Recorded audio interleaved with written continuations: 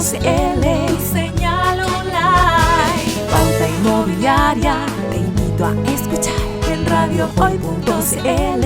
Señal online. Hola, hola, ¿qué tal? ¿Cómo están todos ustedes? Muy bienvenidos a un nuevo programa de Pauta Inmobiliaria. Y vamos a conversar un tema que hoy día está fuertemente presionando el mercado de los arriendos. Y para ello tenemos a una especialista en el tema. Antes de saludarla, les recuerdo a todos, estimados auditores, que si alguno de ustedes ofrece algún tipo de servicio para corredores de propiedades, agentes, brokers o inversores inmobiliarios, en nuestro programa Pauta Inmobiliaria tenemos el espacio justo para que te des a conocer. Para más información, contáctanos sin ningún compromiso al fono WhatsApp +56 99 824 0438. Ahora sí, tengo el gusto de saludar a una abogada inmobiliaria, corredora de propiedades, muy conocida en el mercado de los corredores de propiedades, en general, en el sector inmobiliario, porque se ha destacado por las asesorías legales que otorga a todos los que estamos relacionados con esta actividad. Sol Ordaz, ¿cómo estás? Qué gusto de tenerte nuevamente en el programa. Hola Aníbal, muchas gracias por invitarme nuevamente. Yo feliz de estar acá. Yo ya me siento parte de la casa. Así es, parte de los profesionales que apoya el programa y eso, por Exacto. supuesto que hay que agradecértelo muchísimo. Así que, eh, bueno, Sol, hoy día sabemos que hay un movimiento fuerte por el arriendo de propiedades, debido a los problemas en general para el crédito y para el acceso al crédito por parte de muchas personas que querrían comprar su primera propiedad, es que se han visto la necesidad de arrendar. Lo primero que debo preguntarte al respecto es si tú has notado lo mismo que yo, que la mayoría de las personas que nos dedicamos a esto, en que ha habido en general una demanda fuerte en los arriendos. Totalmente de acuerdo. De hecho, obviamente, como todo sea, con todo esta, de esos o sea, problemas económicos que ha tenido el país, todo lo que es la inflación, etcétera, y las tasas de los créditos han subido muchísimo y hoy día los requisitos se han endurecido mucho para las personas que querían adquirir su primera vivienda, no han podido y no les ha quedado otra alternativa que volver al arriendo y eso ha incrementado el mercado y también ha incrementado mucho los riesgos, además de toda la población que ha ingresado al país que necesita donde vivir. O sea, tenemos una cantidad de inmigrantes tremenda que todos necesitan un lugar donde alojarse, donde vivir, y Claro. eso ha hecho también el aumento del arriendo como negocio para el mundo inmobiliario, para el rubro de los corredores. Ok. Ahora, hablando de los corredores de propiedades, ¿cuáles son los errores más frecuentes en que incurren los colegas corredores al arrendar una propiedad? Bueno, hoy en día, en general, los errores que se cometen básicamente es en la evaluación de los potenciales arrendatarios. Estamos en un momento súper álgido con todo el tema de la delincuencia. Hemos visto en las noticias que hay gente que ha muerto por ir a cobrar una renta. Entonces creo que uno de los refuerzos que se tiene que realizar y lo que no se ha hecho es el análisis previo antes de arrendar, o sea, arrendar a personas idóneas. Hoy día tenemos los mecanismos a través de los sistemas de Internet para revisar que la documentación que nos están presentando es fidedigna. Tenemos que hacer una investigación, tenemos que eventualmente ingresar al Poder Judicial, verificar si esta persona tiene causa en el área penal, en el área civil, etcétera. Hay mecanismos para realizarlo, tanto como ya sea presentando o solicitándole al mismo cliente que a través de su clave única nos envíe un pantallazo o nos muestre cuáles son su estado en el Poder Judicial, por ejemplo, o el mismo certificado de antecedentes. Pero yo creo que una de las cosas que se debe reforzar por los corredores hoy día es el tema de el análisis preventivo, no solamente ver si le alcanza la plata para pagar, Correcto. sino que además verificar también la idoneidad de la persona, si presenta causas penales, si ha tenido un nivel de crediticio bueno, o sea, paga sus deudas, etc. Eh, Todos hemos sabido que hay prácticamente mafias que se dedican a la falsificación de documentación para acreditar la exigencia que un arrendador puede estar solicitando para esta evaluación de los arrendatarios. ¿Te ha tocado a ti revisar o representar o aconsejar a algunos arrendadores que se hayan visto estafados de esta forma, que se hayan visto engañados con esta En particular, documentación falsa? en particular a mí no me ha tocado ninguno de los corredores con los que trabajo que les haya sucedido una situación así, porque yo ya los tengo aleccionados que tienen que verificar en tal parte, porque, por ejemplo, todo lo de las cotizaciones previsionales tienen un código, todos los certificados uno los puede verificar en las mismas páginas de las distintas AFP. Entonces, es eso. A mí personalmente no me ha tocado nunca alguien que me haya presentado documentación falsa, a Dios gracias, pero sí he sabido de muchos colegas que les han presentado documentación falsa y obviamente gracias a la labor que han hecho investigativa se han dado cuenta y es un riesgo altísimo porque hoy día por redes sociales te están cobrando y lo publicitan así como si nada, mira, nosotros te entregamos toda la documentación para que tú puedas arrendar. O sea, estamos claros que cuando uno hace un contrato de arriendo como corredor pide una serie de documentos y son bastante restrictivos para la persona que arrienda. Claro, Pero también tenemos por el otro lado el arrendador que quiere entregar su propiedad a una persona que le cumpla, que no le destruya el departamento y que no cometa actos ilícitos en él. Entonces nosotros estamos entre medio como corredores para verificar que ambas partes se vean protegidas. Y esa es la idea. O sea, no es porque a ver, la idea de pedir documentación excesiva para algunos arrendatarios no es por un tema de antojadizo, sino porque hoy día la sociedad en la que estamos viviendo y el nivel de delincuencia y estas mafias, como tú dices, que se dedican a falsificar documentos, nos ha hecho estar más al pendiente de situaciones que finalmente pueden eh, traernos un sinnúmero de complicaciones, no solamente a nosotros como corredores, sino a los propietarios que claro. muchas veces es la forma en que se mantienen la recepción de estos dineros para subsistir o para pagar el departamento o infinidad de situaciones. Eh, a propósito de propietarios, tenemos muchísimos auditores que son pequeños inversionistas, dos, tres propiedades, y la manejan ellos mismos, no tienen un corredor de propiedades. ¿Tú podrías hacer alguna recomendación de dónde pueden acreditar o certificar o cerciorarse que la documentación sea verdadera y no falsa? Mira, lo primero que podría aconsejarles es cuando les presentan un contrato de trabajo, eh, asegurarse y llamar al empleador, verificar si esa persona efectivamente trabaja ahí. Solamente es una consulta. Claro, En relación a los certificados de las cotizaciones previsionales, todas vienen con un código. Uno ingresa a las páginas respectivas para verificar si este documento es fidedigno. Los DICOM, eh, mira, si tienen la posibilidad de ellos mismos sacar el DICOM y por último recargárselo en la renta, sería ideal, porque también se presentan DICOM falsos. Hoy día hay empresas que se encargan de sacar DICOM que salen 6.000 pesos, 5.000 pesos. Es un costo que no es tan grande, pero te va a permitir, de cierta forma, como inversionista, proteger tu inversión. Entonces, esos son como los tips. Lo otro, el poder judicial.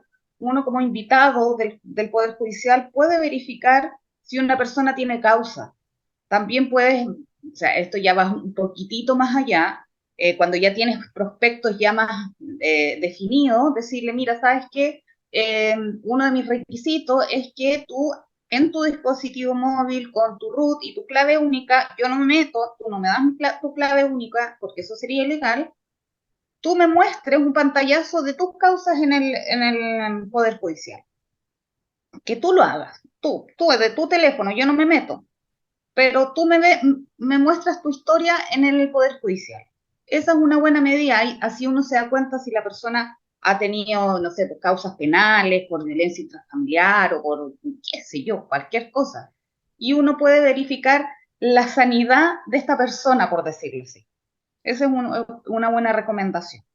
Ahora, a propósito de... Sí, correcto, muchas gracias. A propósito de recomendación, ¿no sería más razonable, pienso, que una persona que, no, que generalmente no tiene la experiencia, no es un corredor de propiedades, no se hiciera mejor asesorar por un abogado para que sea él quien lo represente o sea él quien averigüe estas cosas? Claro, también es o sea, para mí es la opción más idónea siempre asesorarte o por un corredor de propiedades o por un profesional del área, ya sea corredor o abogado, para que te apoyen todas en tu negocio. Si en definitiva tú tienes aunque tú tengas un departamento, dos departamentos, ese es tu negocio. Y tú Claro, tienes que invertir para que tu negocio le vaya bien y pagar una suma mensual para que te administren o para que te revisen o para que te hagan toda la gestión, que tú no sabes hacerla, yo creo que no es un costo, es una inversión que tú es haces una para la inversión. seguridad de tu negocio. Es lo Perfecto. mismo que hablamos más de alguna vez con los corredores, el tema de la capacitación, no es un costo, es una inversión. Aquí, contratar profesionales idóneos no es un costo, es una inversión que tú estás haciendo para la seguridad de tu negocio. Ok, si un corredor no se asegura de revisar esta documentación, y después se encuentra con que tiene problemas porque efectivamente la persona no le pagó y efectivamente tenía alguna documentación falsa. ¿Qué responsabilidad civil o penal le cabe a este corredor de propiedades? Eh, Podrían configurarse, dependiendo del caso, un montón de situaciones, pero primeramente el corredor, su pega en definitiva, si no está con la administración y a él se le presentaron documentación falsa y no la verificó, no la vio, no supo hacer su trabajo, efectivamente el propietario, el arrendador, puede demandarlo civilmente por incumplimiento del contrato que ellos adquirieron. Porque, y si bien puede ser que haya sido de palabra, mira, te traigo mi departamento, tú verifica, tú haz todo, ya hay un contrato verbal, consensual, Ajá. que no necesariamente va a estar escrito, pero sí te da la opción para demandar un incumplimiento de contrato con su respectiva indemnización de perjuicio. Penalmente podría existir un sinnúmero de razones para requerir que la justicia, el Ministerio Público, intervenga porque, no sé, porque puede que el corredor haya estado coludido con estas personas, etcétera. Entonces hay un sinnúmero de situaciones que pueden suceder y que todos los días las vemos en realidad. Correcto. Ok. Recién mencionaste el contrato. ¿Qué es lo que debiera contener un contrato obligatoriamente para que éste resguarde a las dos partes, al arrendador pero también al arrendatario? Pensemos que el arrendatario cumple con todos los requisitos y que es una persona muy formal, pero y que necesita también ser resguardado. Eh, Increíblemente, hoy día tenemos la situación que, si bien los contratos de arriendo son por definición legal, son consensuales, es decir, se perfeccionan por el mero consentimiento de las partes, también a la larga y por la trayectoria del ser humano, porque ya es un tema de cómo hemos evolucionado como sociedad, las palabras se las lleva el viento y todo hay que dejarlo por escrito. Claro, No hay fórmulas sacramentales, es decir, no hay, ay, mira, sabes que esto es lo que tiene que contener porque no existe. Los contratos se hacen de acuerdo a la voluntad de las partes, pero lo básico hay que individualizar bien a las partes, arrendador y arrendatario, con sus respectivos domicilios, sus cédulas de identidad, el estado civil es sumamente importante también, tener el tema de la renta pactada específicamente, cómo, cuándo y dónde se paga, las condiciones específicas del contrato, la forma de desahucio. ¿Por qué? Es súper importante señalar en el contrato el plazo de vigencia, por ejemplo, 12 meses, y después de esos 12 meses, ¿qué va a pasar? ¿Y cómo le vamos a dar el desahucio? Si nosotros en el contrato no establecemos nada, nos tenemos que regir por la ley. Y la ley nos dice que el desahucio se hace de dos formas. Judicialmente, es decir, nosotros tenemos que pedirle al tribunal que nos establezca una resolución para término de contrato o a través de una carta notarial. En ambos casos se va a, los costos asociados van a ser más altos. Por eso es recomendable señalar que la forma de término de contrato se va a dar con una anticipación de 60 días antes del término del contrato, es decir, antes de los 12 meses.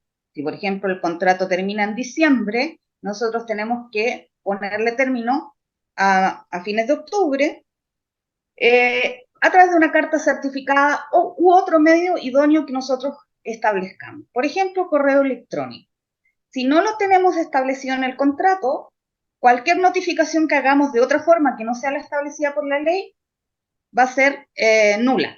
Por lo tanto, vamos a estar, no nos vamos a estar resguardando como arrendadores o arrendatarios.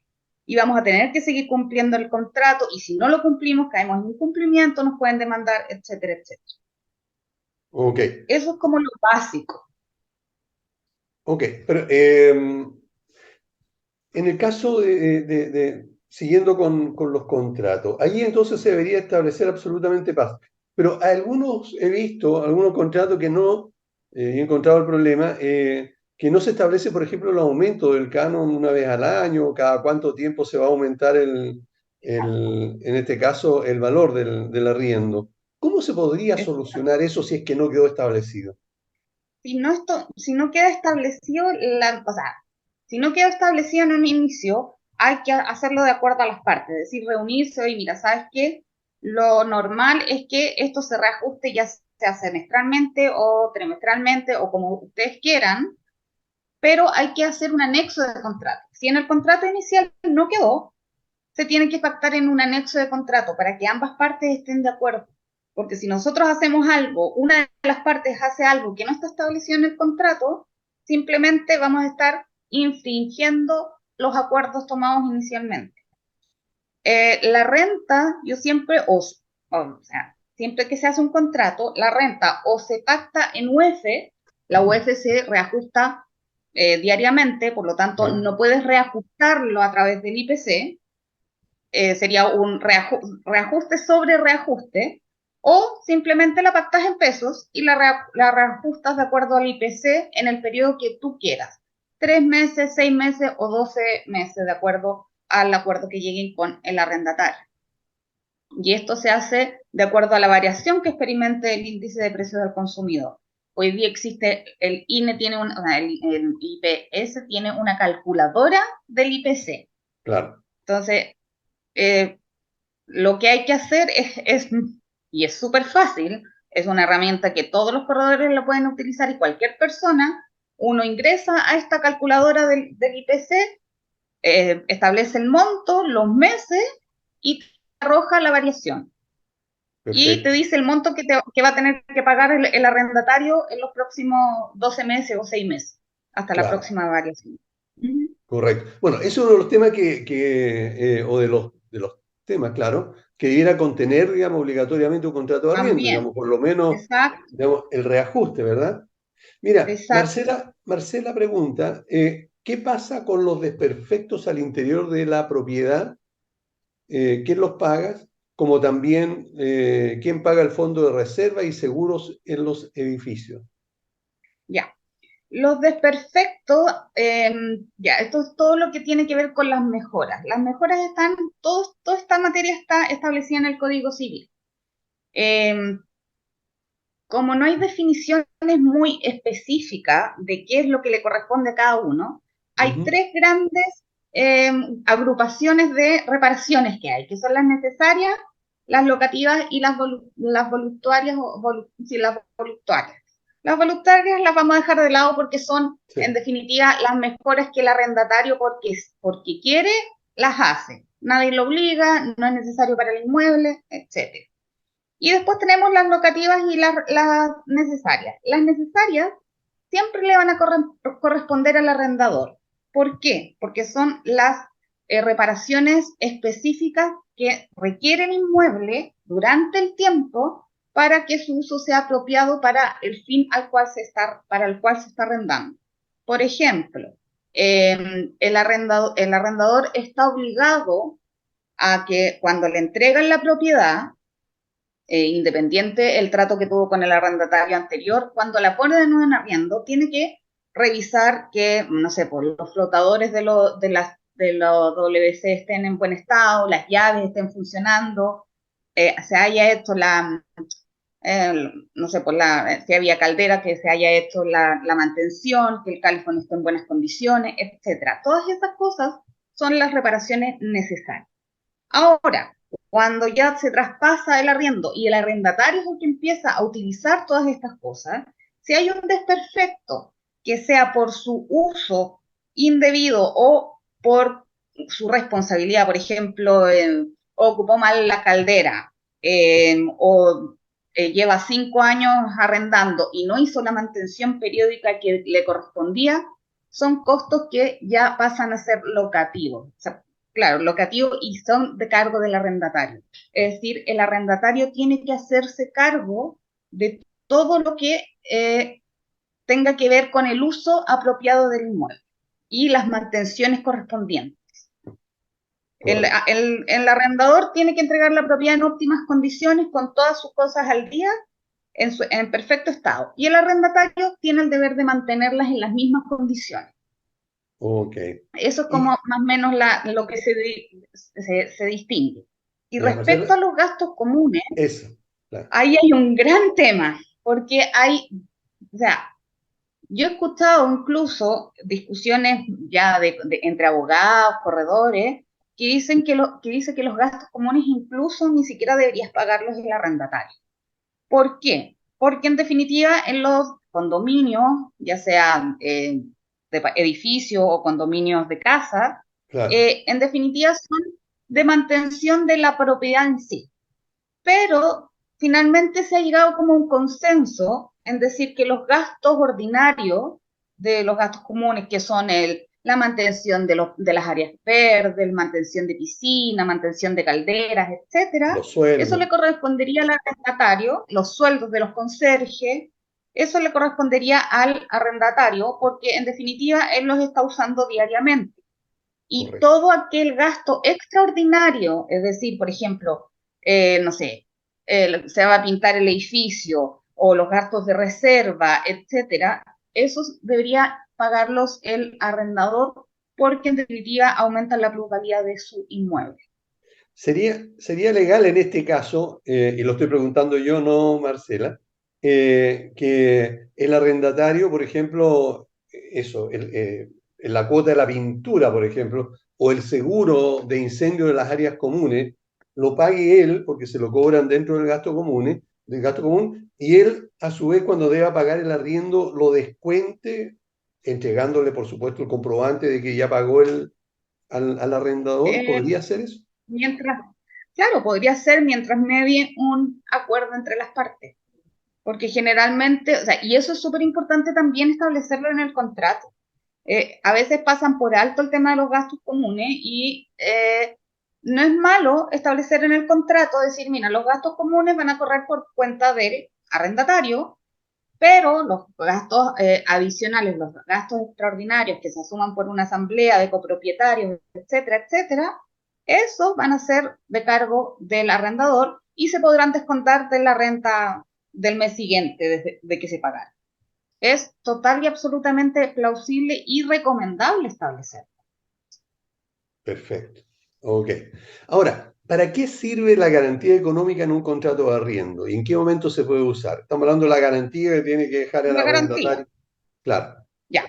Mira, aquí primero, antes de decir para qué es la garantía no está establecida, está establecida en las normas transitorias de la ley 18.101 y en ese momento se estableció que los contratos, en ese momento los contratos que habían entrado en vigencia y durante un año posterior a la publicación de la ley, solamente se podía pedir un mes de garantía. Muchas personas se acogen a esta como esta normativa, que ya no está en vigencia porque es una norma transitoria, para decir que solamente se puede pedir un mes de garantía. Eso no es efectivo. Tú puedes pedir tantos meses de garantía como estimes pertinente. Eso es un acuerdo entre las partes. Y eso va a depender de la garantía que te dé la persona, etcétera, si el inmueble, no sé, si el inmueble viene con mobiliario, no viene con mobiliario, etcétera. La garantía es, como su palabra lo dice, una garantía. Es un dinero que, en teoría, el arrendador no debería gastar. No es que cuando él firma el contrato de arriendo, le pagan el arriendo y el mes de garantía, él va de shopping y se gasta los 2 meses que recibió. No Claro. debería hacerlo. De hecho, él debería guardar ese monto, porque ese es un monto que debe restituir o reembolsar al arrendatario en el caso que el contrato termine de buena forma. Correcto. ¿Para qué sirve esto? Como sabemos, todas las cuentas de los servicios vienen desfasadas, 1 o 2 meses dependiendo del servicio. Claro. Entonces, cuando el arrendatario se va a dejar deudas pendientes en luz y agua y gas, no porque quiera, sino porque todavía no están en el sistema. Entonces, nosotros como arrendadores tenemos el derecho de decir, perfecto, nosotros no ocupamos eso y como tenemos este fondo guardado, nosotros lo vamos a pagar y te lo vamos a descontar.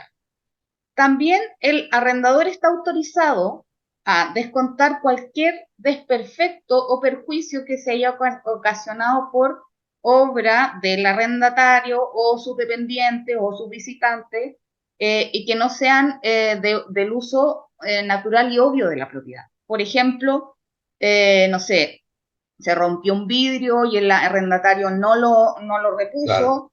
El arrendador con la garantía va a reponer ese vidrio y se lo va a descontar.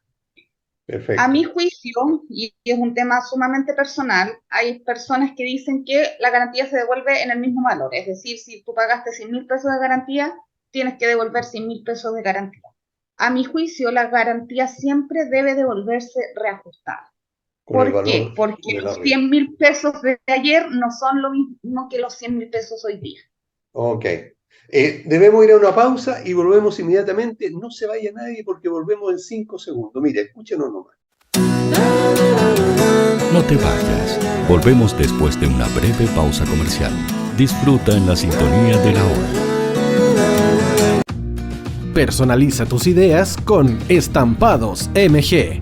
Una excelente alternativa para estampados de poleras, tazones, cojines, delantales y mucho más.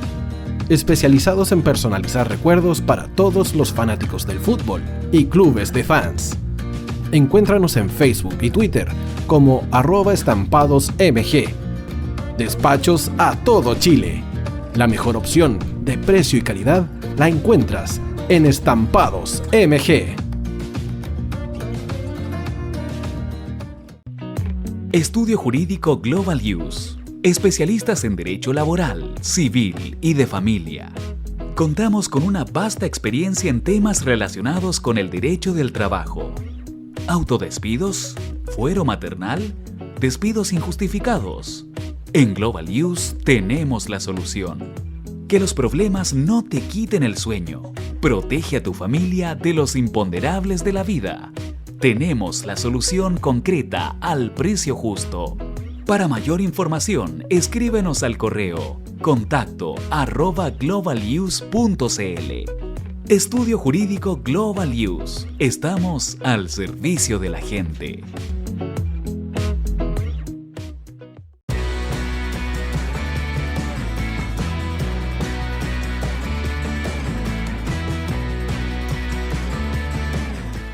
El tío hoy te está esperando para programar los mejores temas. Envíanos un WhatsApp al +569 6355 0152. La música que tú programas suena en la hoy.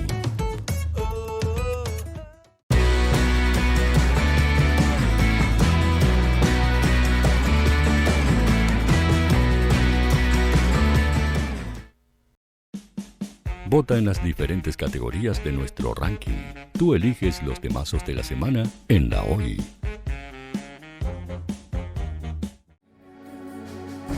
Tu opinión nos interesa. Escríbenos al mail radio@radiohoy.cl o visita nuestras redes sociales. Somos La Hoy, la radio oficial de la fanaticada mundial.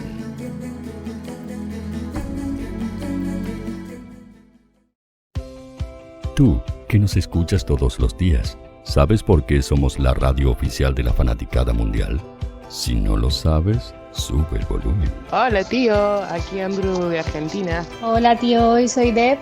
Saludos desde España. Radio Hoy es mi radio. Hola, mi nombre es Eric y los estoy escuchando desde La Habana, Cuba. Hola tío, hoy es un placer estar escuchando a Najo.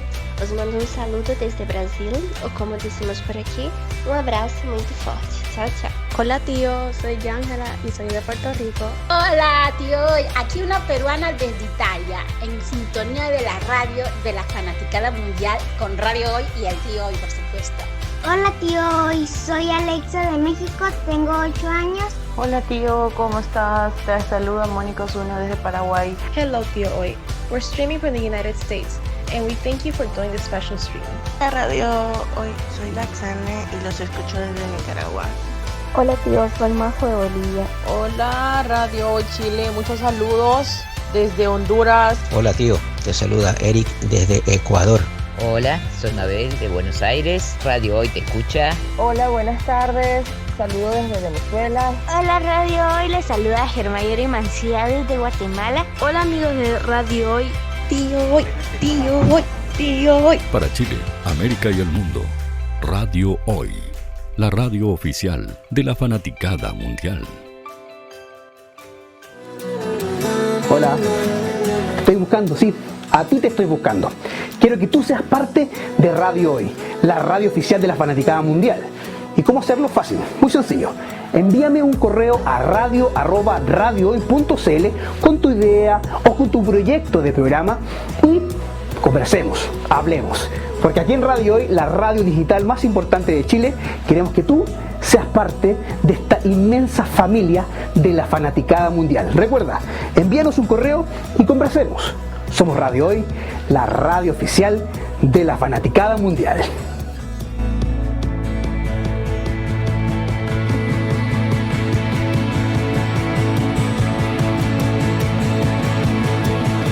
La radio oficial de la fanaticada mundial. El área deportiva de La Hoy está todos los fines de semana reporteando, transmitiendo y llevándote la emoción del fútbol. Hoy Deportes, con el fútbol nacional e internacional, campeonato chileno, Primera B y fútbol femenino. Sintonízanos sábados y domingos por www.hoydeportes.cl y todas nuestras redes sociales. Porque somos la pasión que desborda sus sentidos.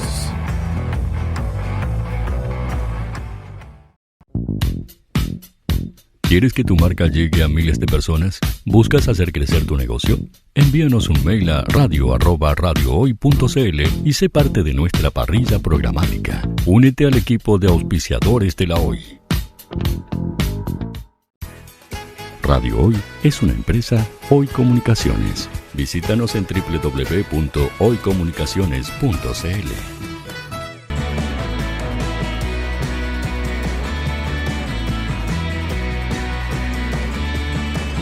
Para Chile, América y el mundo, Radio Hoy, la radio oficial de la fanaticada mundial. Bueno, ya estamos de vuelta y agradecemos la paciencia de todos ustedes para poder seguir conversando con Sol Orgaz, que es abogada inmobiliaria y también corredora de seguro. Les recordamos que si alguno de ustedes ofrece algún tipo de servicio para corredores de propiedades, agentes, broker, inmobiliario, en nuestro programa Pauta Inmobiliaria está el espacio justo que necesita tu empresa o tú mismo como profesional para que te des a conocer.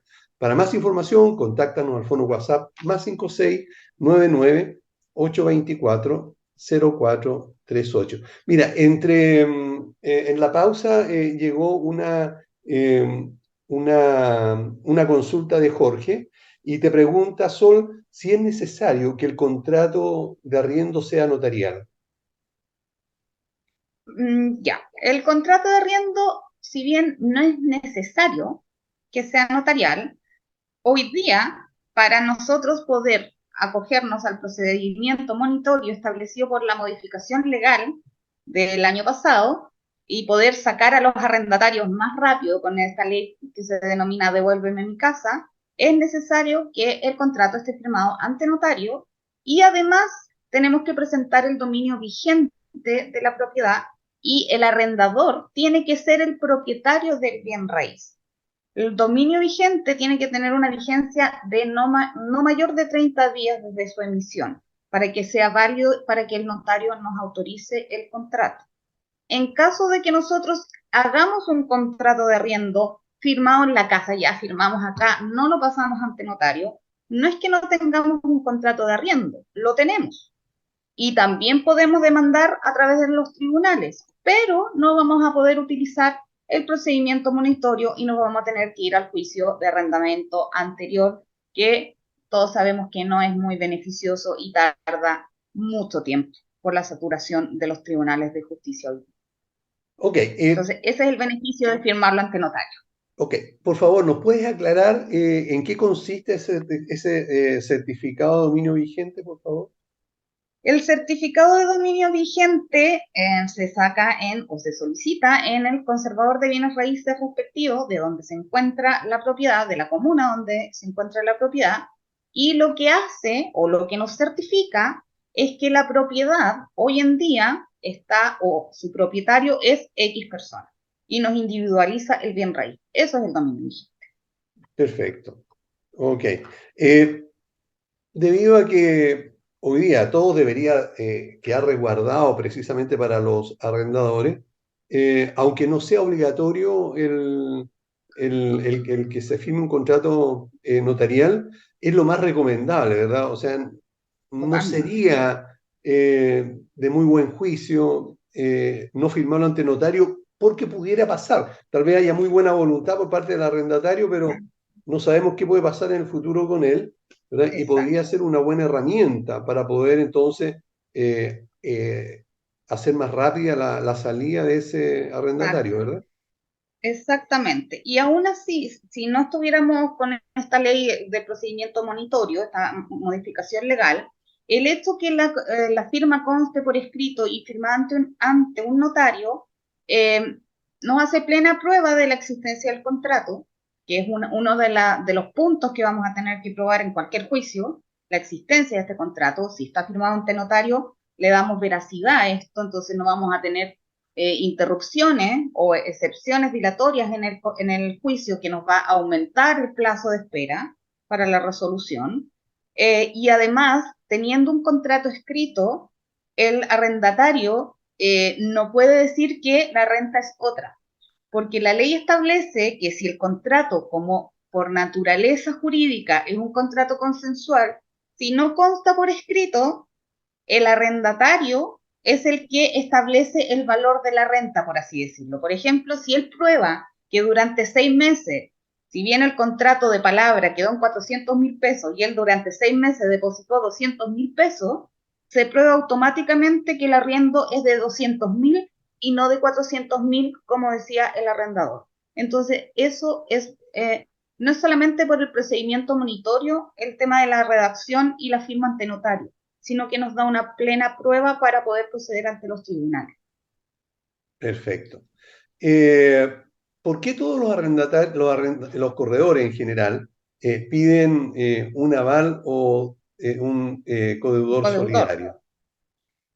Ya, el aval y codeudor solidario hace las veces de protección para el arrendador.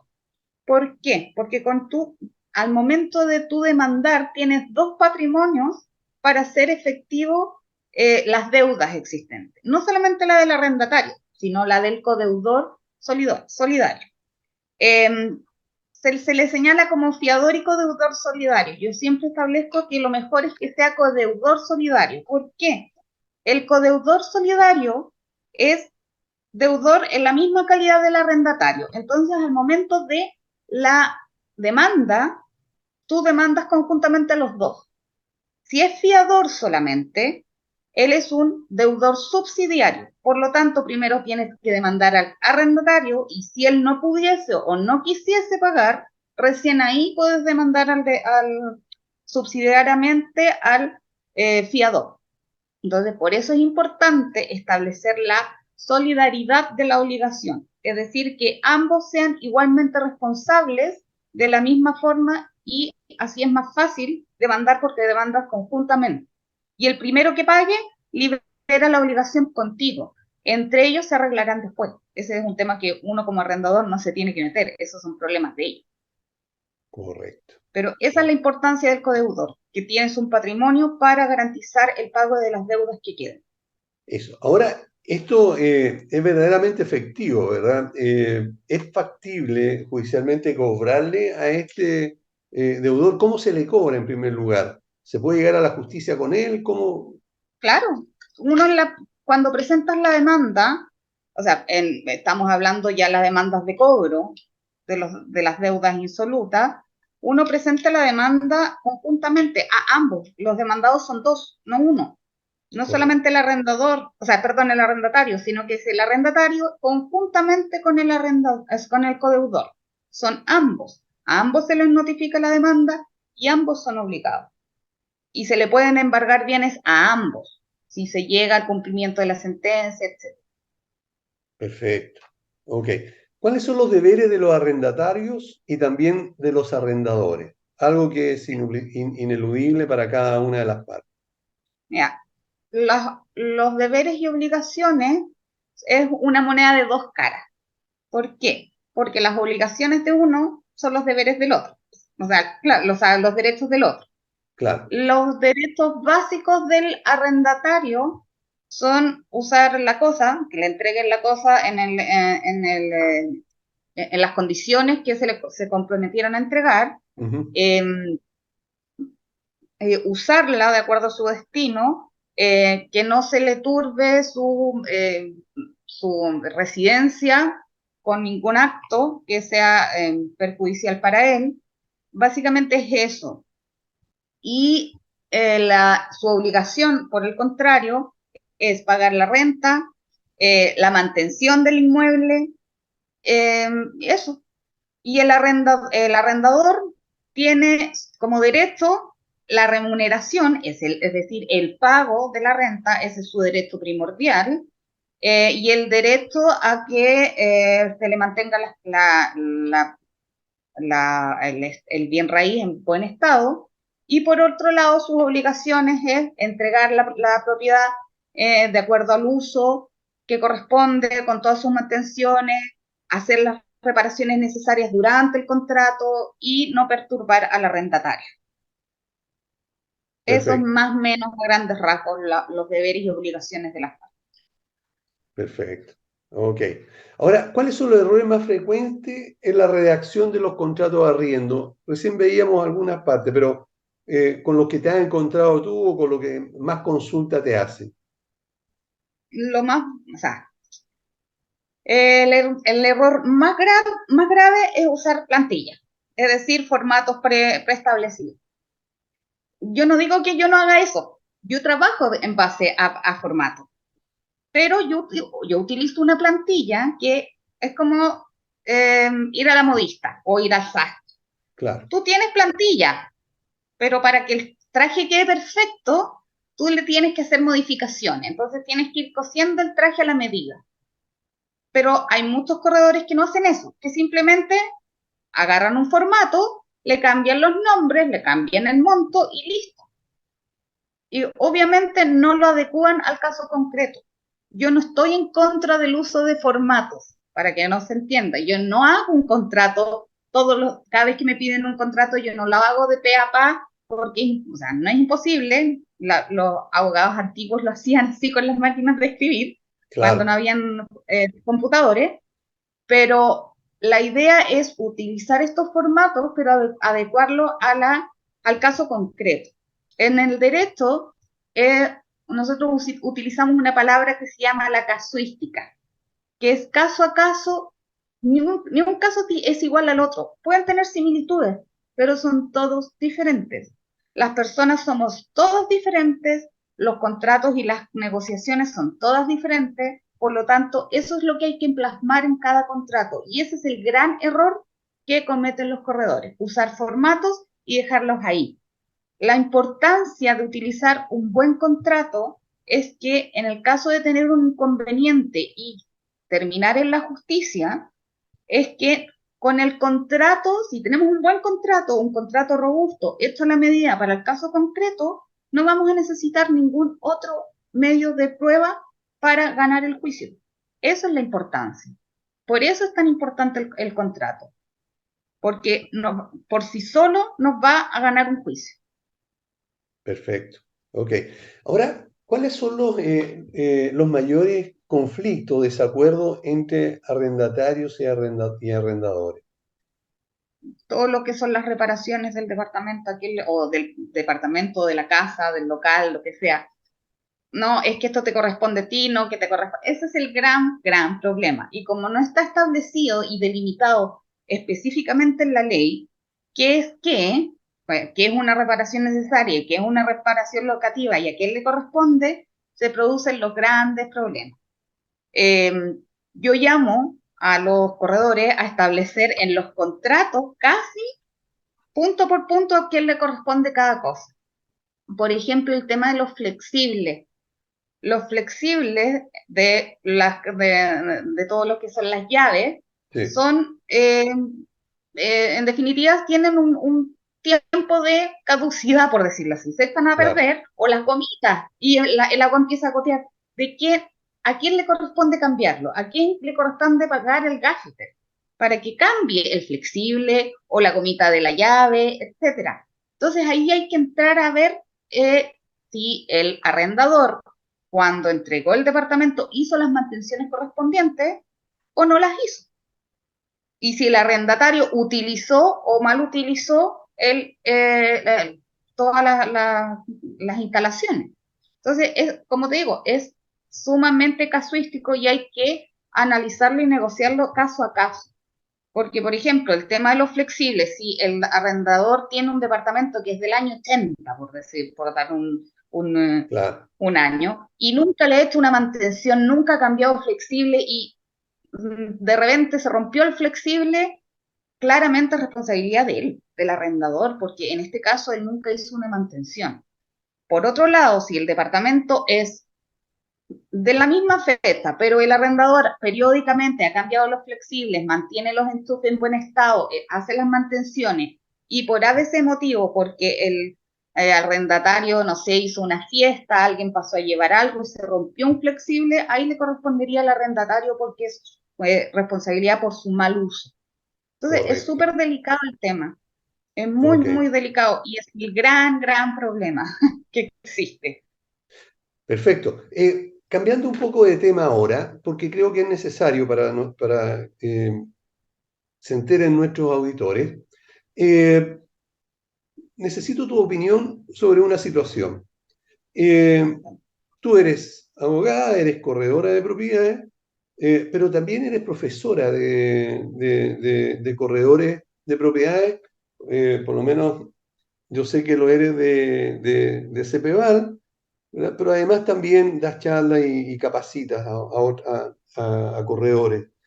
¿Cómo ves tú, con la gran cantidad de personas que ha ingresado al mercado del corretaje, la capacitación que tienen? ¿Qué crees tú que hoy día hace falta para mejorar la profesionalización de los corredores?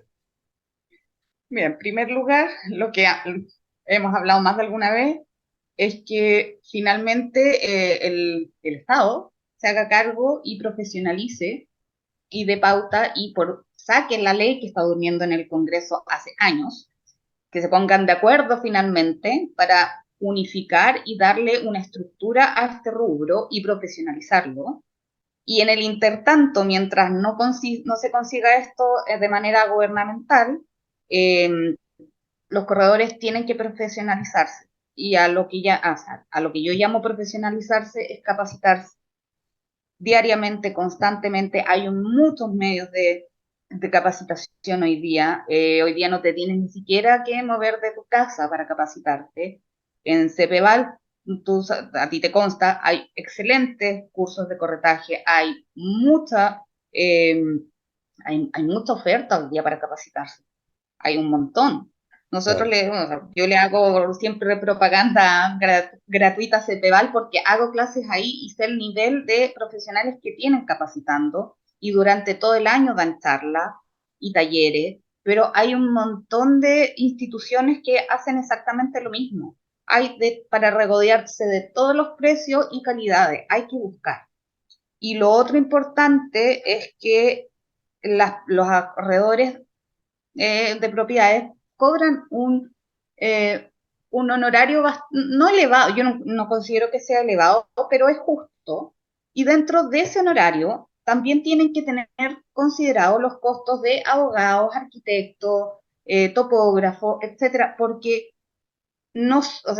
nadie sabe todo, y uno como corredor tiene que acompañarse de un equipo. Tú tienes captadores, y ya has crecido un poco como corredor, uno tiene captadores de propiedades, otras personas que van a hacer visitas, muchos se preocupan del área comercial solamente y no del área tras bambalina, que es la redacción de los contratos, la regularización en obras, en la dirección de obras, en el caso de que se requiera, o en el tema rural, el tema de la topografía, que los delimites coincidan, etcétera. Hay que asesorarse y tener un equipo atrás que te respalde también, porque eso es súper importante. Tú estás prestando un servicio profesional, por eso se habla de que uno cobra honorarios, uno no es comisionista, uno cobra honorarios, y esos honorarios es por un servicio profesional. Si tú te vas a dedicar a abrir y cerrar puertas y mostrar solamente departamentos y después olvidarte, no eres un asesor integral. Y lo que se busca, yo creo que lo que se busca, o lo que buscamos todos, es que las personas que ingresen al rubro tengan esa conciencia de que somos asesores integrales en la compraventa y en los arriendos de inmuebles. Nosotros no abrimos y cerramos puertas para mostrar un bien raíz. Eso lo puede hacer cualquiera. Nosotros tenemos que diferenciarnos y profesionalizar. Sol, se nos está acabando el tiempo, pero no quiero terminar el programa sin que tú des las señas donde te pueden ubicar nuestros auditores en caso que necesiten una asesoría legal. Bueno, me pueden ubicar en mi teléfono celular +569-35 13 9987 o en mi página inmolex.cl. Inmolex.cl. Ahí me pueden, sí. Perfecto. Ok. Bueno, Sol, muchísimas gracias por habernos acompañado el día de hoy, por habernos ilustrado. Gracias. Y darnos tanto detalle de lo que está relacionado con los contratos de arriendo. Así que muchísimas gracias y espero que te vaya siempre muy, muy bien. Muchas gracias a ti, Aníbal. Un agrado, como siempre, estar por acá. Ok, y a ustedes, estimados auditores, como siempre, muchas gracias también por habernos acompañado. Nos vemos el próximo lunes a las 4 en punto. Chao. Pauta Inmobiliaria, te invito a escuchar en radiohoy.cl, tu señal online. Pauta Inmobiliaria, te invito a escuchar en radiohoy.cl, tu señal online.